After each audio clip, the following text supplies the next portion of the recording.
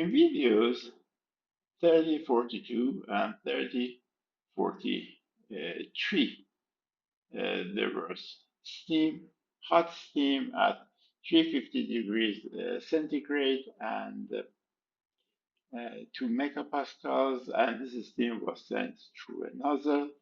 It was accelerated from 55 meters per second to 390 meters per second, and its pressure dropped from 2 megapascals to zero point 0.8 megapascals. There was some entropy generation in the nozzle. We calculated its efficiency, which wasn't that high. In fact, most nozzles have very, very high efficiencies, and this was an exceptional nozzle with such low efficiency. Now, what we do now is to try two other alternatives for the system. First, we would send it into a throttling valve and just drop the pressure, but we don't take any work or any increased velocity. We just reduce pressure by throttling and by basically generating entropy. Now, the other alternative is to send the steam through a turbine and gain some work. And the question is, how much work could we get from such a turbine? The work is basically the alternative from this increased velocity. The question is, if there's no increase in velocity, then how much work would we get instead? So in the present case, the entry condition is the same. The exit pressure is also the same, but instead of going through a nozzle, we go through a throttling valve. And as usual, we draw a throttling valve just schematically like this. The intention is just to reduce steam pressure and there is no intention to gain work or change velocity. It's just for some instruments, it's just necessary to reduce pressure, but it's not economically viable to put more expensive instruments like a turbine to gain work from it. And just reducing the pressure would be good enough. So, if this is the case, then for this control volume, as usual, we need to decide on a control volume, which I do so here for the throttling valve. What I should write are the governing equations and then simplify them for the present problem. For the governing equations, first three are the uh, laws of thermodynamics, and I just want to simplify them for the present problem. As you see, the problem is steady, so all the left-hand sides vanish. There is no heat transfer or work, so these two terms plus this term vanish. There's no change in elevation or velocity for a throttling valve, and the conclusion we make from it is that for the mass conservation equation, 0 equals m dot I minus m dot E double prime. Let's call this case double prime as compared with this was I, this was E, and this was E prime in the previous case. Now we call this E double prime, and the first law of thermodynamics would tell us that 0 equals, well, m dot is the same. So what we do is to cancel mass flow rate from all sides. So it would be HI minus HE double prime. We cancel velocity and elevation as well, and there is no heat transfer or work.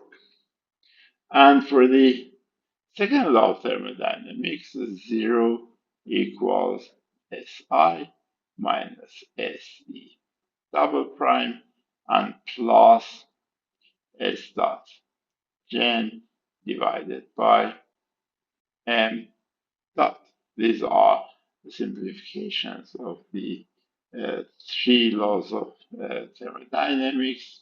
And uh, what we may do is that we have already calculated M dot from the previous example, and this was 0.2976 kilograms per second. HI equals HE double prime, so HE double prime would be the same as HI, which is 3137.7, 3137.7, and with the knowledge of enthalpy and the exit pressure, now our job is to go to the tables and see where the exit point for the throttling valve would be and what would its properties be. So we learned that for the exit point of our throttling valve, PE double prime equals 0.8 megapascal, and we just learned that HE double prime equals 3137.7, and the unit is kilojoules per kilogram. Kilojoules per kilogram. Now, we shall move to the table, and as you see here, this is 4.8 megapascals, and the table is the steam table. And for the H equals 3137, it would be somewhere between these two. You see, this is 3056, this is 3162, and so our H would be somewhere in between. I did this interpolation, and the outcome was that TE double prime, the exit temperature from the throttling valve is 338.4 degrees C, and SE double prime equals 7.3697 kilojoules per kilogram Kelvin. So with these two new information, we are now able to go to the diagram and draw the process for the throttling valve. Well, in the nozzle problem, this was P equals 2 megapascal, and this was P equals 0.8 megapascal. This was point I. This was point I. An isentropic process was here. This was point E prime, and this was point E for the for the nozzle. Now, look, the temperature for I was 350 degrees centigrade. Now, the temperature for E double prime is slightly lower, is 338. So E double prime would be somewhere around here. This would be E double prime. And the process for the throttling valve just slightly loses its temperature. Please note that if it was perfect gas, then the temperature would remain constant. I mean, for a perfect gas, the temperature doesn't change through throttling, but for the steam, it's not perfect gas, and therefore its temperature has changed. Now, moving to the second law, uh, we can calculate is that gen per unit mass.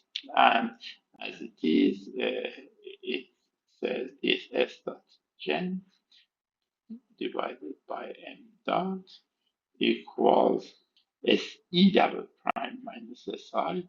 SE double prime is 7.3697 and minus 6.9583,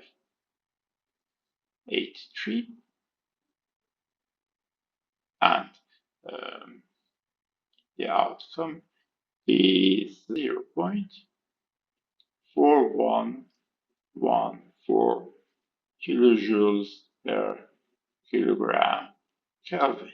And the total is the gen equals this value, which is 0.4114 times the mass flow rate, and we know the mass flow rate 0.2976, and the outcome is 0.12243 kilowatts per Kelvin. Now compare this value to the value we had for the nozzle. For the nozzle, for the nozzle, S dot gen was 0.0853 kilowatts per K. They're not that different, you see. This is of course higher, but they're not that different, and the reason was because the nozzle was a very low efficiency nozzle. I mean, it was producing loads of entropy, and the efficiency was just 0.331. Now, the final question is that what happens if instead of sending our steam through a nozzle or through a throttling valve, we send it through a turbine? So this is our turbine, and the entry condition is the same as before. It is 350 degrees C and 2 megapascal, and the exit condition is the same. We have a turbine, and we get some work, but VI equals VE. Instead of changing velocity, we gain some work. We could also see this in the equations. You see, instead of a change, you see this term is 0 for both cases, both for the nozzle and for the turbine. Both are steady. The mass flow rate is the same, no problem. Elevation doesn't change. no problem. And they are both adiabatic, so this term is 0. The only difference is this. We have a change in enthalpy, and this change in enthalpy brings about some change in velocity in the nozzle and in the turbine. There is no change in velocity as we have assumed it now, but there is some work. So in this way, we may write down our governing equations for the turbine. And how would they look like? The mass conservation would be 0 equals m dot I minus m dot E turbine, and the first law would be 0 equals m dot I times hi plus vi squared over 2 minus m dot E times he plus v squared over 2 and plus q dot and minus w. And here in the turbine, there is no change. Velocity, mass flow rate is the same. There is no heat transfer, and therefore W dot would be M dot times HI minus HE. And that's the equation for it. Calculating it is simple, equals 0.2976 times 3137.7 minus 3063.2, and the outcome is 22.17 kilowatts. So instead of increasing velocity from 55 meters per second to 390 meters per second, we could keep the velocity constant but gain 22 kilowatts of work in a turbine.